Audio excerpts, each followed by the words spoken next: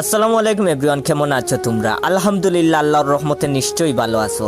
আজ আপনাদের মধ্যে নিয়ে আসলাম আমার জীবনের সাথে ঘটে যাওয়া পাদ নিয়ে একটা করুণ কাহিনী।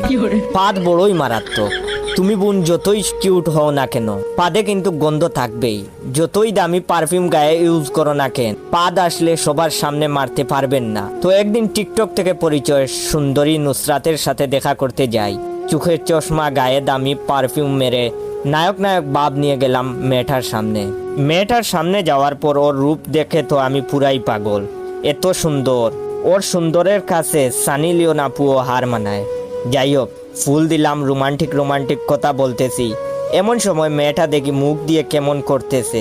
আমি বললাম, ওগো কি হয়েছে তোমার? ও বলল, না কিছু না বলতেই করে দিল একটা পাদ।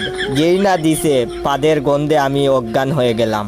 পরে 2 দিন পর হসপিটালে হুশ আসলো। হুশ আসার পরে দেখলাম একটা সুন্দরী নার্স দেখি আমার পাশে। আমাকে বলল, কেমন আছেন? আমি তো নার্সকে দেখেই নার্সের প্রেমে পড়ে গেলাম। নার্স আমাকে ইঞ্জেকশন দেওয়ার জন্য আসতেছে। এমন সময় দেখি নার্সও আমার সেই ক্রাশ মেয়েটার মতো মুখ বানিয়ে ফেলেছে। বজ্জাত বেডি বোমার মতো দিল একটা পাদ। পাদের আওয়াজ শুই না মনে হইছে বোম ফুটছে। আমি বয়ে হার্ট স্ট্রোক করলাম। এখন বর্তমানে কুমাতে আছি।